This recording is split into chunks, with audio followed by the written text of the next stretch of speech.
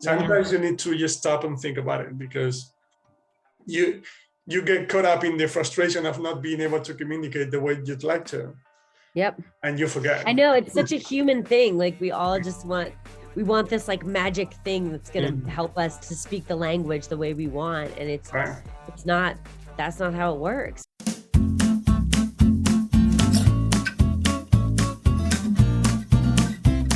Welcome to the podcast, Kristen. Hello. It's a pleasure to have you on. It's a pleasure to be here. I was really impressed with all of the amazing experts you brought on your podcast. I was like, this is really neat. Like, we need more of this, people just chatting about languages and their experiences. So thank you for doing it. It's my pleasure. Thank you.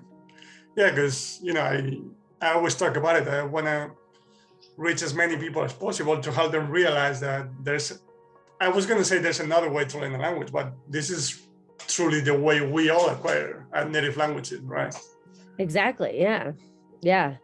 That's neat. And I like how we all have found our own way to it, through our own unique experiences, and it just makes sense, it's like, yeah. And I try to have like different backgrounds on the podcast. I have some researchers like Benico Mason or Bill Van Patten, and teachers, learners. We're all teachers, learners, even researchers to some extent, but some have more experience on it. Yep. All right. So first of all, tell us about yourself, especially when it comes to your experience with languages, both as a language learner, teacher, whatever you think it's important. Okay, cool. So essentially, where do I begin? My mom spoke Spanish on and off with me at home when I was little, but it was more English than Spanish, I would say, because my dad spoke more English. He understands Spanish a little bit, but anyway, so she ended up kind of like doing a weird little mix. So I had exposure from an early age, but I did that weird thing. Like, I don't know if I'm sure people do this in a variety of ways, but my way of being like, I want to be more like my dad. When I got to 4th grade, I remember there was this opportunity to take an early morning French class in elementary school. And the French teacher, I did that because my dad speaks a little bit of French, I would say. I think now I don't know that he would say that, but he's getting old. He's like 82 now. So anyway, but I wanted to be like my dad. So I was like, I don't want to take Spanish. I want to take French. So my parents signed me up for this early morning class, but my mom, who I love and adore, she's just constantly, she was the one who had to get me to the class, and she's perpetually late, like really, really late. So I was in this French class, and I liked it okay, but the French teacher was so dogmatic and really strict and wanted you to get there on time. And I was always late because of my mom, and it created this stressful situation. And she would like yell at me when I would come in late. And I remember thinking like, I don't like French, and it really had nothing to do with the language. It was just like a perfect storm of, mishaps that brought me to a place where I was like, I don't want to do this. But I mean, now as an adult, I'm learning French and I'm loving it. So it's like, but that first experience in a classroom, I think, has really shaped who I am as a teacher, because I didn't want my students to feel shame. I didn't want them to feel like they were wrong or bad at languages. And so I really, so I bring that up just because it was very formative for me as a teacher. And then as I continued, through school, I finally started taking had an opportunity to take language classes in school. Because unfortunately here in the US, we don't have it in all elementary schools. But I'm actually working to change that. So we'll see. So yeah, little by little. But essentially, when I got to middle school, I started taking Spanish. And because my mom had given me that foundation, it was just really easy for me. And sorry to interrupt. Is your mom a native speaker or just no? Oh, okay. No, she learned it in school like I did. Yeah. So but she ended up, I mean, she got to a pretty high proficiency level and was able to travel. She and my dad like traveled around South America for almost 2 years. Right. And yeah, and they, I don't know. Yeah, she's, I don't know that she would call herself highly proficient now, but you know, she's pretty proficient. And, but again, because of that base that she gave me as a child, my classes, even though they were grammar based, you know, memorization based, thematically based, I did pretty well because like the teachers only spoke in Spanish at a pretty fast pace, and they weren't very good at like checking for comprehension. But I was able to like kind of keep up with them. And so it was something I just like kept doing. But the grammar based memorization style, you know, verb, conjugation, I mean, while as an adult, I love it now and I find it interesting. As a child, like in middle school, I actually got caught cheating on a quiz because the pressure was so high that I felt the need to cheat, you know, like, and I got caught, I think it was on Valentine's Day, in 8th grade. And so I now teach middle school. And I always tell the kids that I'm like, I got caught cheating. So we're actually not going to have any quizzes and tests. And they're like, what, you know?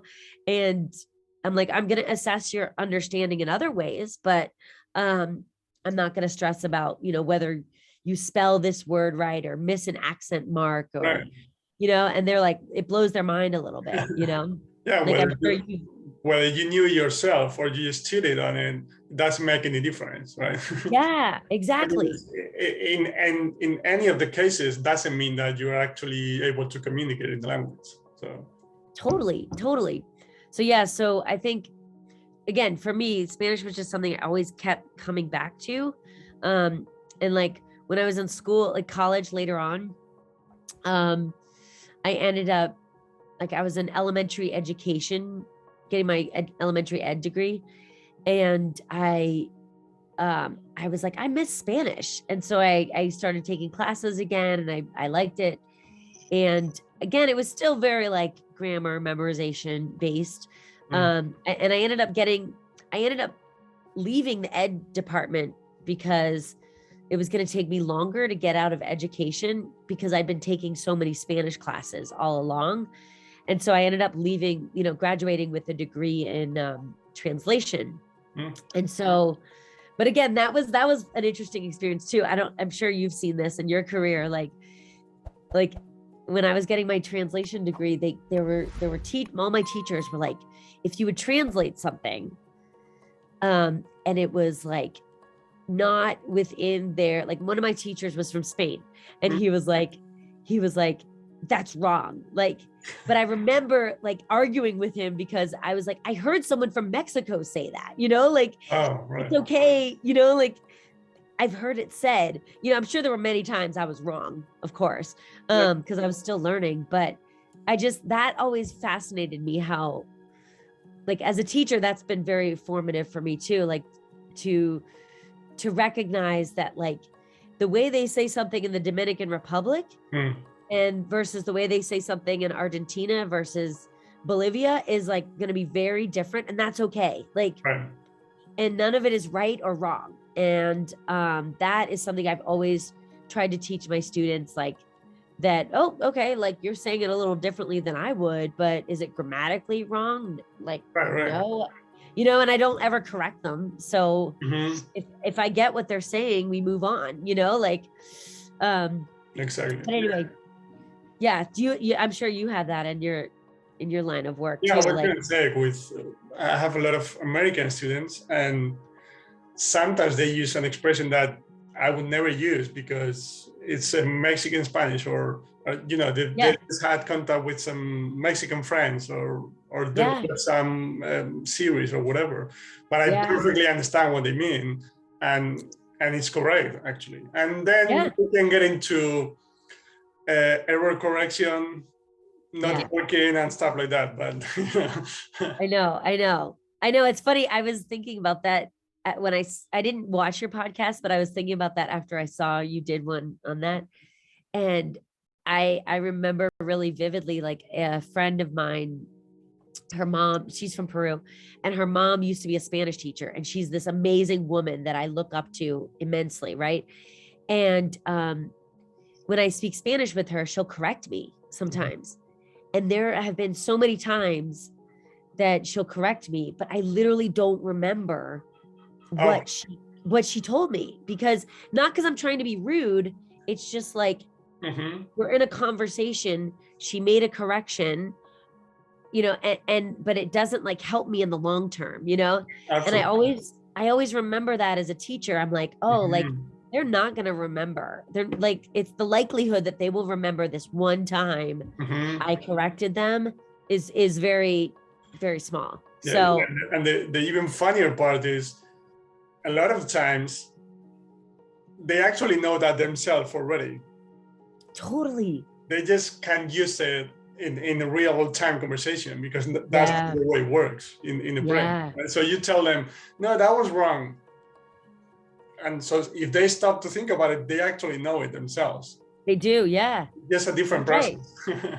That's really true. Yeah, that is so true. And I know that that's true for myself as a learner. Like if it's happening in real time and I'm questioning it just a little bit, you know, you're right. Like it's wrong, but it's like the person I'm conversing with gets it, you know, like, so it doesn't really matter. Of course. Yeah.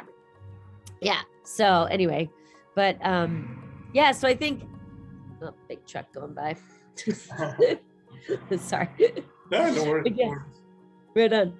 So yeah, I don't know. I feel like for me, those experiences were the most formative for me as a teacher, and just trying to make sure I am meeting the needs of my students and making sure that they feel confident and that they can do it. So yeah. And that's been my journey. But right now I'm taking a class. I'm doing a French in Duolingo. And I get really mad sometimes with Duolingo. I'm like, we can do better, people. Like, because it's, you know, they make those error corrections. And, you know, and I'm sure I'm wrong, right? Like, I'm learning a language. I mean, a lot of times. Yeah. And I feel like it takes so much of my brain power to shift to get it right the next 4 or 5 times. Yeah. That it almost does. It's not helpful. It makes me self-conscious as opposed to feeling empowered and capable. And so that's, I'm doing it only because, you know, it's free and it reminds me to do it, you know, like, and there's like a competition piece that I like, kind of like a little bit, you know, but otherwise it's a pretty poorly designed program. And I don't know if you've seen, they have stories now. I mean, I know they do, but I haven't. But they only have them in Spanish, French, because I was looking for them in German, but they don't have any yet. No, but I do like the stories. I will give them that. Those are. Yeah, I mean, I'll check them out, but it's always going to be more interesting. And I was just thinking about error correction. That, well, first of all, we talked about why it doesn't work, but I'm sure you felt it yourself, and I certainly have, that when you're trying to communicate in a foreign language and someone corrects you, even if subconsciously, you become afraid of speaking because you're afraid of making mistakes. I mean, we can get into, you know, we're into topics like, you know, caring about what other people think and stuff like that, but many times it's just automatic. Like I felt it myself, like I'm communicating in a foreign language, I'm feeling good, no one tries to correct me, and all of a sudden, even if on a subconscious level, I become more hesitant to just let it go and try to communicate. Yep. So that's another side effect of it, Yeah, it's so true. Yeah. And I totally felt that within myself. Like, it makes me, just more self-conscious and less likely to be in the flow. I try to tell people not to correct me if I see that. Yeah. That's good. And then when it comes to Duolingo, like you said, I see a couple of things that make it a little bit more interesting than traditional classes. One being the gamifying part of it. Like you said, there's some competition, or you're getting through to the next level, just like a video game. So it makes it a little bit more enjoyable, which is always good. And then there's also some context, because there's some pictures, if I'm not mistaken, right? Yep. So there's a little bit more of context. But like you said, at the end of the day, it's based on the same idea of consciously learning a language. Yep. As opposed to just focusing on the story itself or the game or whatever it is, and subconsciously acquiring the language as a result. Right? Yep. Yeah. And then, totally. Like I listen to your podcast with Dr. Beniko Mason, and she talks, of course, all about, story listening. And I love that style. I know she has, I hope I'm doing it the way she wants, she there was one time I put a video online, and it was like asking for her input, kind of like, hey, look, I did this thing. And she was like, no, you didn't do it. So, which is fine. Like, I appreciated her input, and, but I still really, I still really value it as a method of teaching, because it's so relaxing. Like, she was talking about, like, it's just so relaxing to listen to a story and just to go with the flow, and follow the character or the plot or whatever. And it's just so easy. So the thing with Duolingo, or even more so traditional classes, is, in Duolingo you get to the next level, or in a class you learn a new role, so you feel like you're progressing. You can fool yourself. That's what I like to call it. It's true. It's so true. And the thing that's dangerous about that is they're like constant on Duolingo, they're constantly giving you input. Like, they'll be like, today you are, your average is like a 96 or something, and you feel really successful, but you have so much further to go, that it's that percentage isn't something you can feel proud about, really. I mean, you should feel proud, but it's not. It's like a false pride, like you were saying. Like, it's not. We don't really know what that means in terms of your journey, right? Exactly. And the thing is, as opposed to listening to a story or playing a game or watching a video in which you can't really measure how much you've improved on that specific resource, but we know you are improving, and that's what you need. You can't measure it, so I understand there's some sort of uncertainty involved in it, but it's just the way we all acquire our native languages. The thing is, when we're kids, we don't have the ability to consciously control the process as we adults do, right? That's true. Which is a problem for us. Totally. And I think that's really important to remember with kids, like, and it's funny. I had, you've probably had this too. Like, if you get people who are used to the Duolingo model or a traditional based classroom, they'll come in and they say, I want to learn the preterite, or I want to learn, be really good with the subjunctive, or, whatever it is. And I'm like, okay, like, that's great. And, have you been reading, or here, can I offer you some resources, like some shows to watch on Netflix. Right. But in the long term, I end up having students say to me things like, I feel like I'm not learning in this class. And I'm like, I know, that's the magic. like, and they don't, if they've bought into the Duolingo style of teaching where they get constant input on how they're progressing and how they're leveling up, then this is my style of teaching is not going to be for them, maybe, because they have to shift their thinking into, in knowing that, like, I've got them, like, I'm not going to let them down, and I'm going to make sure that they learn and they acquire with ease and without stress. Right. So it's like, that always is fascinating to me. So it's like, I ended up, I don't know if do you know Tina Harganen? Yeah, I do. Yeah. So have you had her on the podcast yet? No, not yet. I'll reach out. You should. Yeah, she'd be a good one to have on the podcast. But what I really value about what she brings to the teaching world is, so I don't have kids saying that as much anymore, because I'm using her Foundations and Stepping Stones curriculum. And so it's very much like I state, what the goal is for the day very explicitly.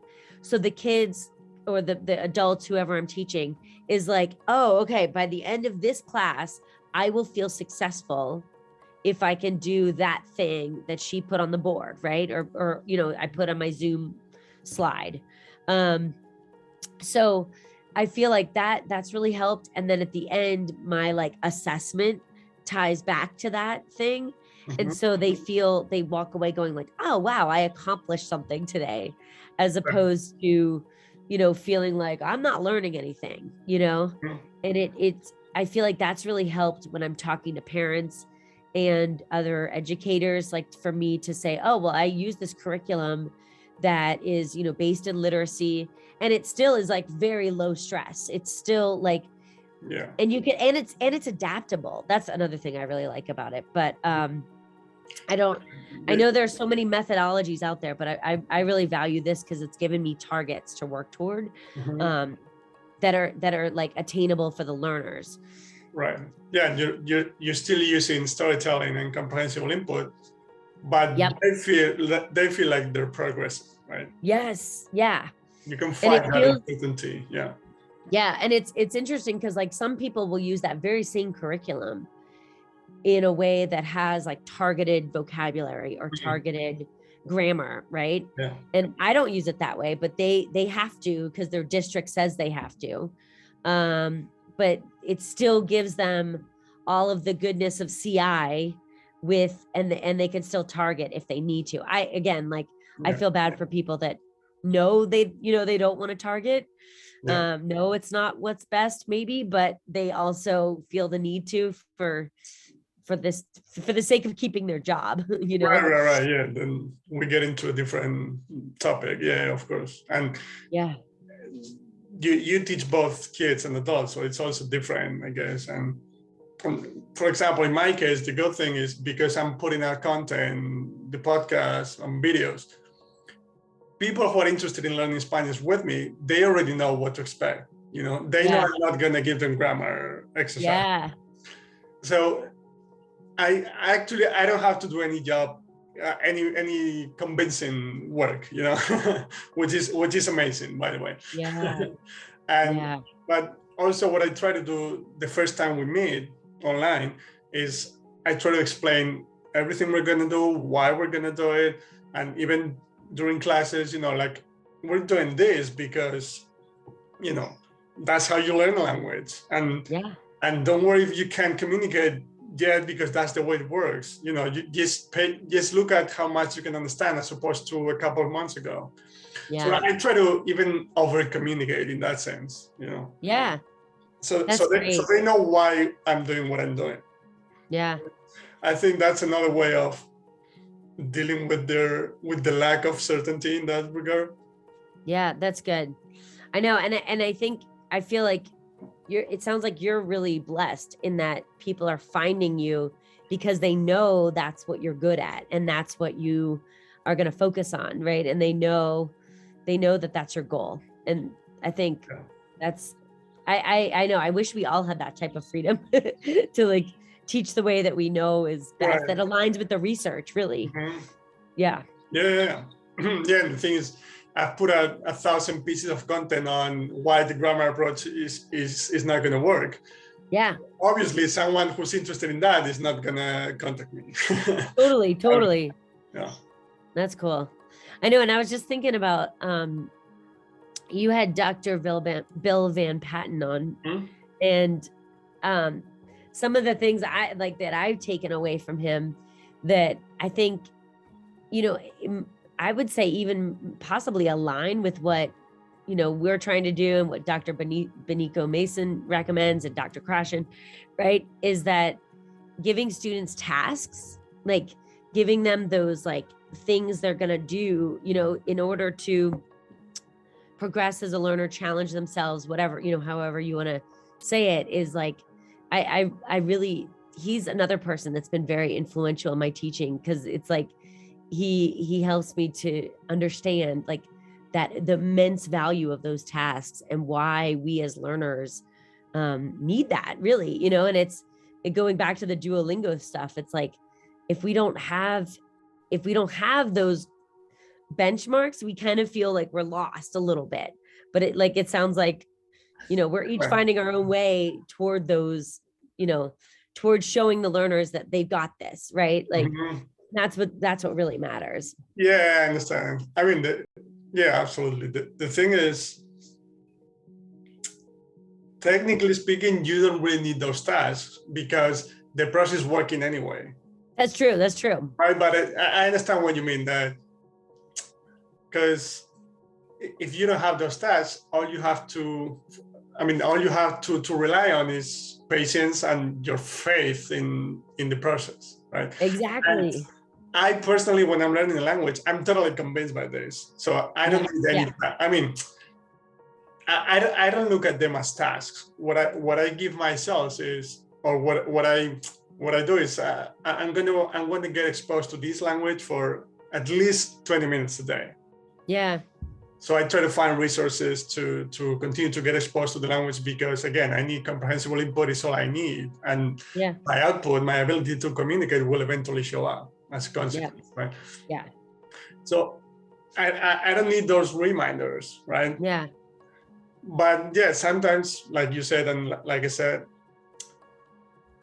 telling them that the process is working, that, just look at how much you can understand as opposed to a couple of months ago, like I said. Yeah. Or things of that nature, even though it's not really, from a technical standpoint, the process is working anyway. Yep. But it can help you when it comes to your motivation, to seeing that the process is actually working. Yeah. But I think the one thing that helps the most, and that's still aligned with the way we understand language acquisition, is looking at how much they can understand, because that helps me as a language learner. Yep. Even when I might be feeling frustration because I can't communicate the way I'd like to. Yep. Once again, that's just my mind talking. Most of the times I'm able to sort of observe that that's my mind talking, and that's totally fine. Yeah. But still, you feel the frustration at times. So I need to remind myself that it's going well. Yep. And what I usually rely on is looking at the process of, right now you can understand. So with Polish, for example, I can communicate in the language, but there's a lot of room for improvement, of course. Yeah. But now I can understand series. I usually watch them with subtitles in the target language, of course. But I couldn't understand series last year. Yeah. And even though of course, I like to communicate as a native speaker if possible, right? Of course, right? We all would. In my mind, that my mind plays game with me. So yep. I like to speak like that. Yeah. But again, if I just stop and take the time to think about, oh wait, now I can understand that, which is extremely interesting to me as an adult, because that's actually what I'm watching in my own native language in my free time, right? Like series, the type of content, I mean. And I just couldn't understand that a year ago. Sometimes you need to just stop and think about it, because you get caught up in the frustration of not being able to communicate the way you'd like to. Yep. and you forget. I know, it's such a human thing. Like we all just we want this like magic thing that's going to help us to speak the language the way we want. And it's not, that's not how it works. But yeah, using those benchmarks that you're talking about of like, I can understand more than I could last week even, you know, like that's huge. That's the way to do it. Right. Totally.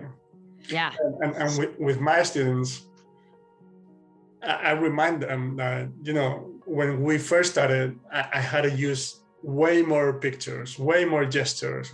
And right now, I mean, I'm getting pretty close to the way I talk to a native friend. Nice. Like you can still communicate the way you'd like to again, because I understand, you know, our ultimate goal is to be able to communicate in the language. And,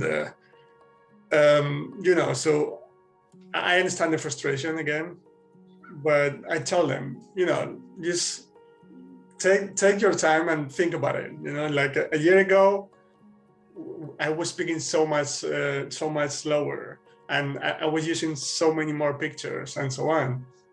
And now, like I'm not writing things down as much as I used to.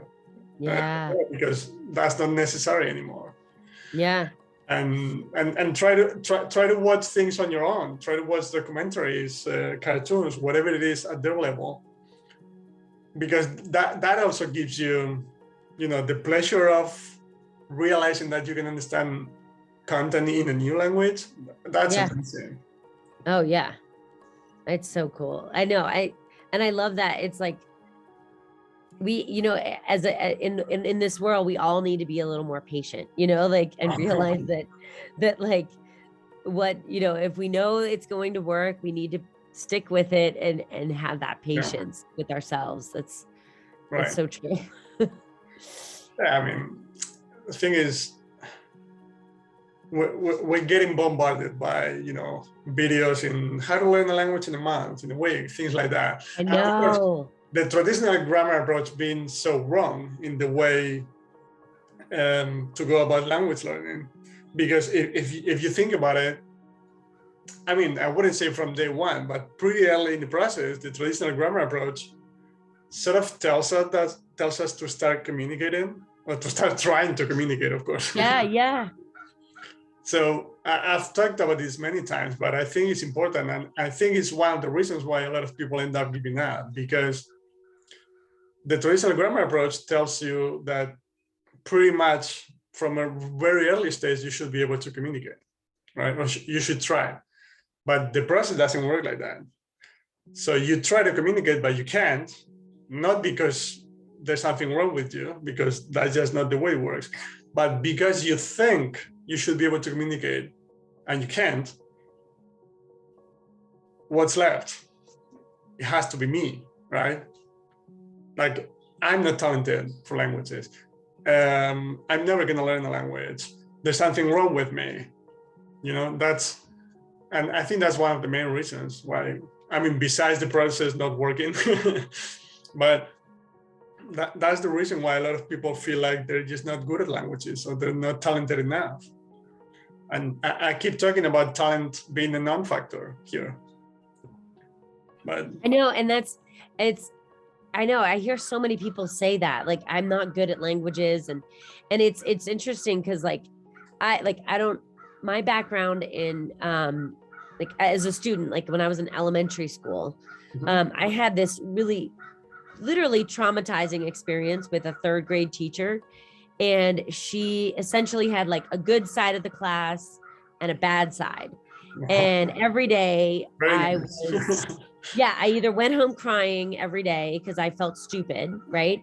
Or I was kept in for recess. Like I wasn't able to go out and play because she wanted me to repeat math concepts over and over again, or because I'm a slow processor, and but I feel like that, like I have to always remember that feeling that I felt as a child, like when I couldn't communicate, when I couldn't, communicate my needs, when I felt shamed, when I felt impatient with the process and impatient with my teacher, right? Like that always comes up for me when I'm teaching, because I want all of my students to feel empowered, but like we don't, in our culture, we don't have this built-in patience factor, like to help us get there. And it's like, but and it took me years to get out of that space of thinking that I was stupid, right? Like, and so like, I don't want to ever send my students into that space, like either on purpose or by mistake. And so I feel like you're right, like encouraging them and showing them how they are progressing, and showing them like, how much progress they've made in the last year or month is huge. Like, it's like, you don't ever want those kids or those adults or whatever age you're working with to have that sense of like, I'm horrible, and we've done this like through forever. Like, I have so many, and I'm wondering if you hear this a lot from your American clients. Like, I took Spanish for this many years in high school, every time. And I can't do X, Y, and Z, and therefore I'm bad in the language, or therefore, and it's like, no, like, hold on. Like, yeah, that's not going to be your story here. Like, that's not going to be the story that we end with. But that's what they feel like, because they took Spanish in high school, or whatever it was, for 5, 10, 3, 2, 7 years, and it didn't work. And you see other people acquiring languages around you, not that way, but that's another topic. That's another debate. You feel like there's something wrong with you, like I said, but there's not, like, because I'll repeat it again. The process already worked for every single one of us with our native language. So we're all capable of learning other languages, at any point. But, I know. And I think it's fascinating how, like, I know at least in the US, like, we always want our students to acquire a language in high school, when you're the most self-conscious anyways, like, just from being a teenager, like, right. And then we're like, here, learn this new thing that's going to make you feel really vulnerable. Like, that's why I'm pushing for like elementary languages, because it's like, that's the best time. They don't have any fear about, hopefully, if they haven't been traumatized, they don't have any fear of like making mistakes and stumbling into things and speaking when they're ready. They're just like, blah, they take it in like sponges. And I remember I was reading something where it might've been Dr. Krashen's work, where he talks about that, like how, it doesn't matter if you're 100 years old, like pretty much the only thing stopping you is your own like perception of yourself as a learner, right? Like, as long as you have comprehensible input and lots of reading and all that good stuff. The only difference is, if you're 20, you have that perception for 15 years. If you're 100, you have that for 80, 90 years, right? So I guess it's more difficult to sort of change the script. But the ability is there anyway. That's the main point. I know, right? It's totally a real struggle. Like, I'm wondering, like, do you find in any of your like Australian or British like students, do you find that they also have that going on in their head too? I and the people I meet around me, like, I love, like, Krakow is a very international city in general, and I love that part of meeting people from different countries, different cultures, traveling, languages, and so on. And it's the same thing in every single place in the world. Like, the traditional grammar approach is so dominant that we all have the same idea as adults. Then for whatever reason, in countries, I can think of several reasons, but in countries like Scandinavian countries in Northern Europe, people end up acquiring the language. But I suspect it's not because of the educational system, but because they watch television all the time in English, or or they get exposed to the language right away from a young age, like you said, but not because they go about it a different way in language classes. Yeah. But it's like I was thinking about an example before, but I forgot. Yeah, like I think you talked about some of the conjugations in Spanish. Like, well, first of all, sometimes people ask me about that. Not my students, because they already know I'm not into that. But people, in language meeting that I go to, sometimes they ask me about verb tenses that I don't even know myself. I mean, I don't know which one is which one. That's what I mean. Yeah. El pretérito, whatever. And I'm like, which one is that? That's the first thing. But the second thing, and the main point is, because even as native speakers, we get grammar classes in school, we think that's what's helping us. Because again, you can measure it, right? But actually what's helping you is all those books you were reading as a kid. Yeah. Your mom telling stories to you. You talking to other people and listening to those specific structures without even realizing you're listening to them. But again, because you can't really measure it, you can't really point at a specific point in time in which you acquire that structure, right? Yep. So, yeah. I know, and I think that's really fascinating too, because it's like we want to think, like when we make that equation between like, okay, we're learning grammar in school, right? And that's helping me to get better, right? Mm-hmm. In theory, right? I would argue not always, right? But because I know so many English teachers who are like, I just need to teach them more grammar and they'll get it, like they'll be better writers. I'm like, no, they just need to read more, so anyway, but because we think we can measure it and that's where our value system is currently, right? We want to continue in that vein, but in reality, like if we really think about it, we don't actually start teaching elementary kids grammar until they've had like years and years and years and years and thousands upon thousands of hours of input, right? Like and then they know what sounds right and what sounds wrong intuitively, right? Like they get it. But it's like you can't. I feel like I always have to remind people that like we don't actually start teaching grammar at least in the US, like until kids are like 8 or 9, like they might introduce it a little bit in kindergarten here and there, but like they don't, they even in kindergarten they've had thousands upon thousands of hours of input. So it's like we can't discount that, that's huge. It's that's the first thing, that they've already acquired the language, all of them. So that's the most important thing. But even then, actually, I was thinking about this the other day, and I don't remember one thing from my grammar classes in Spanish, my native language. One thing, and that's how to, I don't know what you call that. In Spanish, some words have those marks on top of vowels. Yeah. They call them acentos in Spanish, right? Yeah. Or tildes, both. Yeah. So I don't remember specific rules for that from my language classes in my native language. Only that. That's the only thing. And that only works for you first of all, when you're writing. Obviously, you don't say that when you're speaking.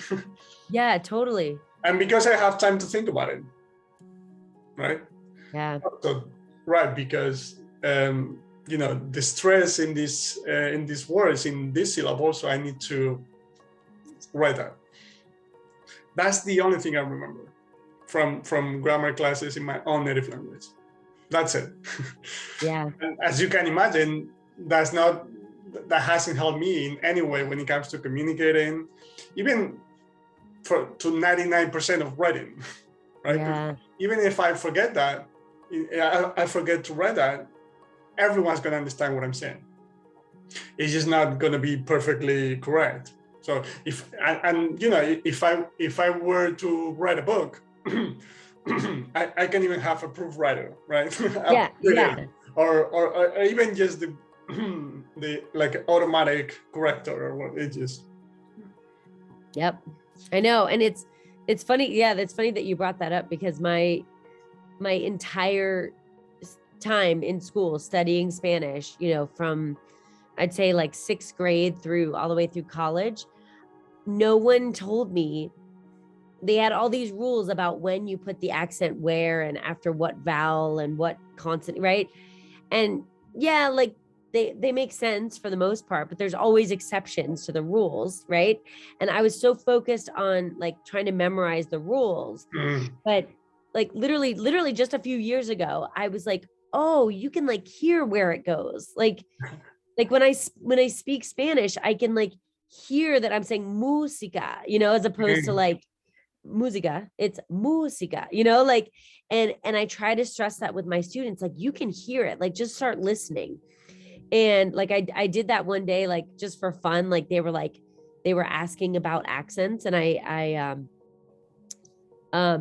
was showing them, like, I'm like, I bet you can hear when, like, I'm going to say the word and you tell me what letter to put it on.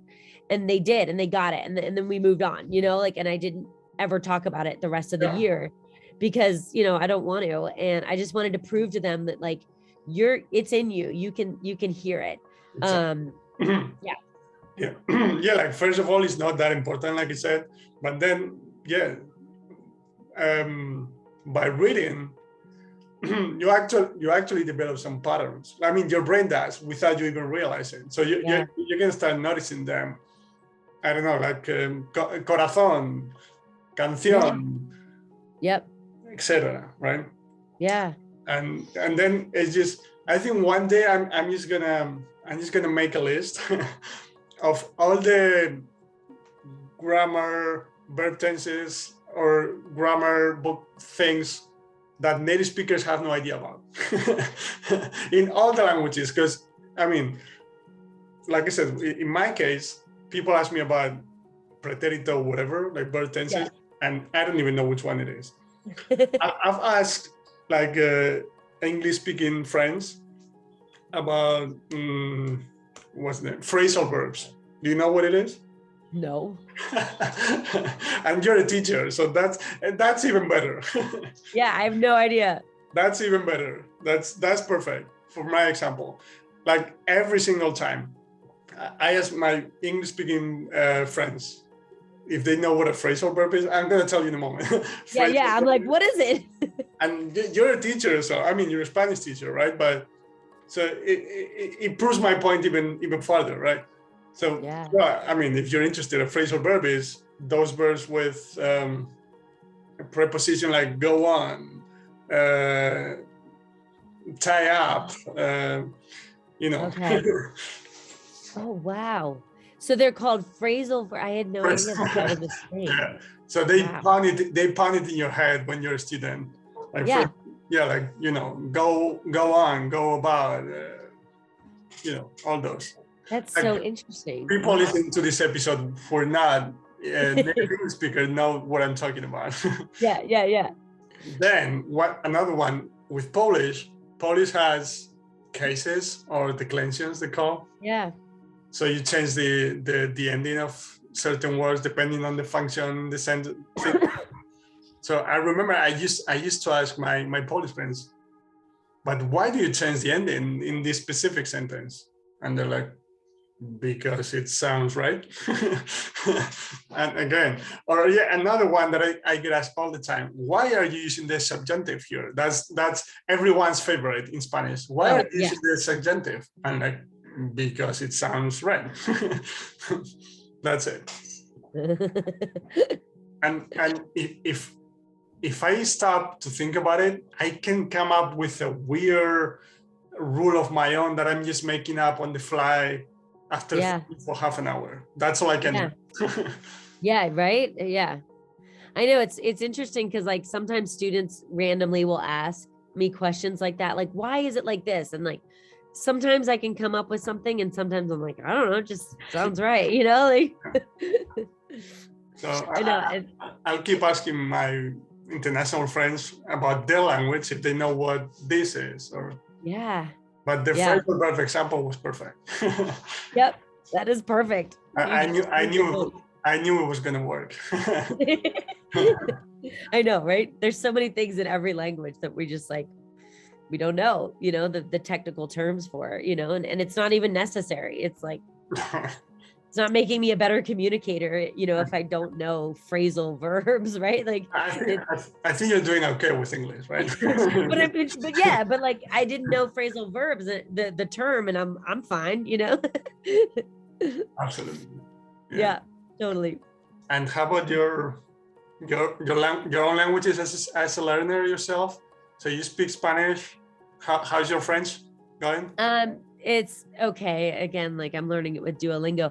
I was taking a class online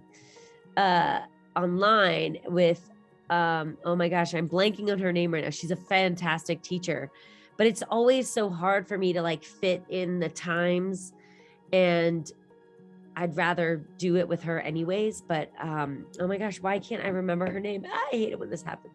But yeah, Is she from France and living in the US or not? No, she lives in DC, the DC area, in the United States. But I always like Alice Ayel's stories. She has really good stories, and yeah, just really good. Absolutely. Really, really fun way to acquire. Right. And she does story listening like the way Dr. Mason wants you to do it. Like she's very measured about it, and very like her classes, I've heard, are really like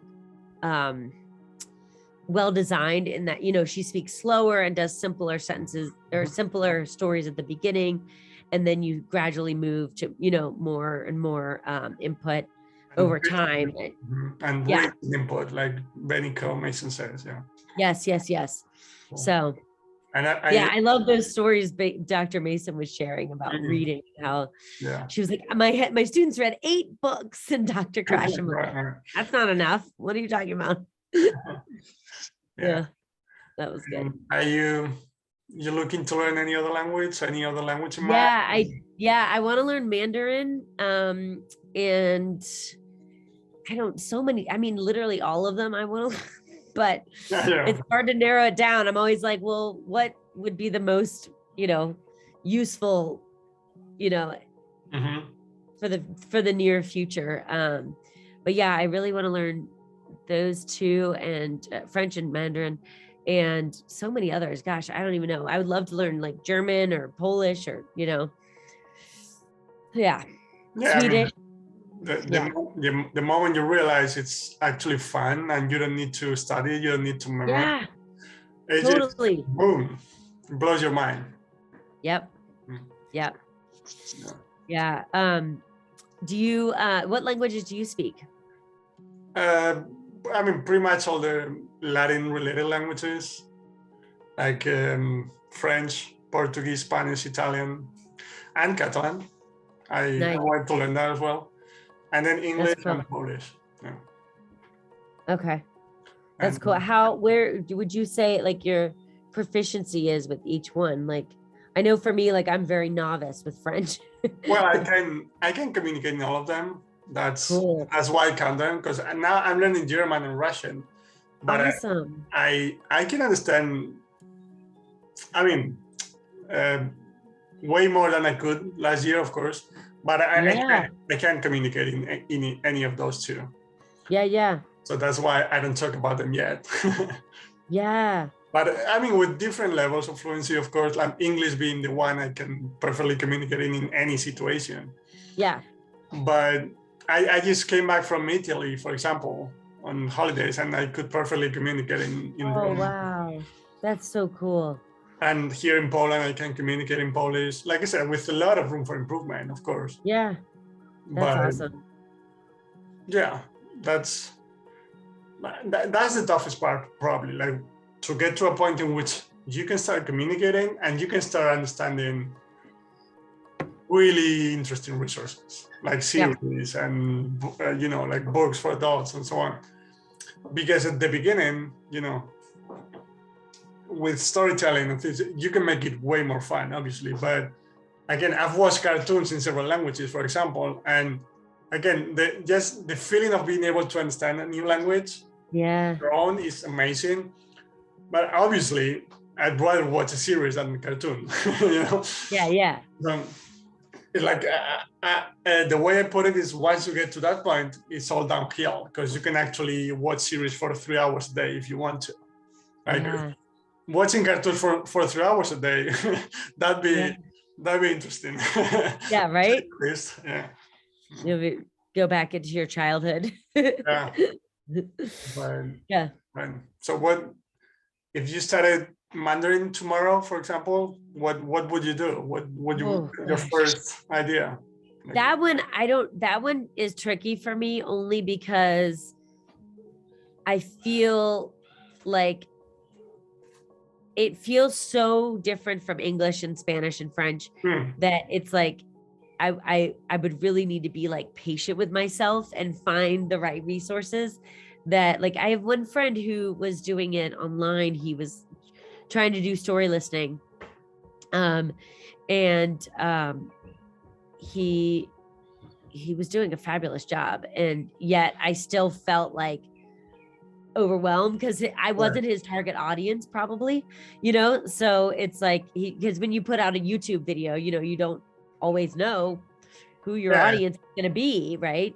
So he did a fabulous job, but anyway, so if there was more of that, it'd be great. What were you going to say? No, that in his, I mean, when you put out a YouTube video, you don't have the live feedback to sort of adjust, right? Yeah, totally. Yeah. So, and I just remembered the French teacher that I had before, who was fabulous. Anna Gilcher, I think. I'm not saying her name right, probably her last name, but she's really neat. And she started a business with Rochelle. I forget Rochelle's last name, but the two of them teach online as well. So. All right. Yeah. I was going to say. Classes were great. Oh yeah, what's your friend's name? The Chinese teacher, Mandarin teacher? Oh gosh, I'm like forgetting all these names this morning. I'm tired. I know. No, I'll look it up. He's fantastic. He's someone I met at a training in Colorado, and then I think he moved to California. I mean, the reason I'm asking is because I started with Mandarin like a couple of years ago, but I stopped because of the lack of resources, actually. Yeah. And there was one guy who had like 9 to 10 videos who were amazing, but he just stopped doing it. What do you remember his name? I remember he had a whiteboard and he was just drawing things, and he was really amazing. Okay. I mean, for people listening to this, I leave the link down in the description. Yeah. When I find it afterwards. Yes. His name is Joseph. Okay. So Joseph Vincent. Yeah, he's great. Joseph Vincent? Yep, Joseph Vincent. Yeah. I think it's a different one, because the one I'm talking about, he was a native speaker, I believe. Okay. I don't know about Joseph, but it doesn't sound Mandarin. No, yeah. He was living in China for many years, and I forget what he was doing there, but anyway. Okay. Excuse me. No worries. Awesome. Perfect. So, one last thing, that you just gave me an idea at the beginning of the podcast, that you talked about Tina. Oh yeah. And I just realized this great idea that in every episode I'm gonna ask the guest to recommend someone. Yeah, Tina would be great. So I'll reach out to her, and when I interview her, I'll ask her to recommend someone. So you just gave me that idea in the middle of nice. Awesome. Awesome. Yeah, she's definitely like her. Yeah, I don't know. My trajectory as a teacher was I was really into, like doing comprehensible input from the beginning, but I didn't really like have all the words to call it. Like I hadn't found my community yet, basically. And I was in this school where the administrators were not very supportive, and they wanted me to have data and they wanted me to have like a textbook and a curriculum, right? And I just wanted to like talk to the kids about, whatever was interesting to them. And they didn't like that. And it felt too, nebulous for them. And Tina, like if I had had her curriculum, like if she had written stepping stones when I was in that school, I ended up losing my job because they didn't like how unstructured it felt to them. But the kids were learning, like they learned so much. Like the next Spanish teacher that they hired after me, she came in and she was like, they know so much because of you. And I was like, thank you. I needed to hear that because it was like, again, the admin was not supportive of, teaching the way we teach. And, now I, like you said before, like, yeah, tasks are not necessary. Right. And like a lot of these things are not necessary, but the learners and your bosses, like sometimes want you to like do these things to show that they're learning. Right. And then it's like, sadly, I wish it wasn't enough for me to just say, well, they can understand more than they could in September, like, is that good? They didn't like that. And it was really frustrating for me because we know what's right and we know what the right way to do it, but they weren't helping me with that. So it was frustrating. Yeah, excellent. I mean, we know that's actually the go about language acquisition, but that's exactly the opposite of what administrators want. They want results. They want to be able to measure it. Exactly. So it's anyway. Yep. All right. So any other thing that's on your mind that? No. It's been so good to chat with you this morning. I really appreciate it. My pleasure, Kristen. Yes. And is there any website, any blog that you have that you want me to link to, or? No, I don't think so. I haven't been good at keeping those things up. No worries. Yes. I wish I would. Yeah. All right. So beautiful background that you have in. I know, right? I'm so lucky. It's kind of chilly here in Montana, but yeah. Oh, cool. All right. So thank you very much again. Thank you. And bye-bye, Kristen. Take care. Well, thank you so much. I hope you enjoyed it. And here you can subscribe because I want to help you understand that you too can learn any language when enjoying the process every step of the way. I'm convinced, really. And here you have another episode that I'm sure you're going to love, and the entire list of episodes so far, the entire list of interviews with teachers, polyglots, researchers, and many more.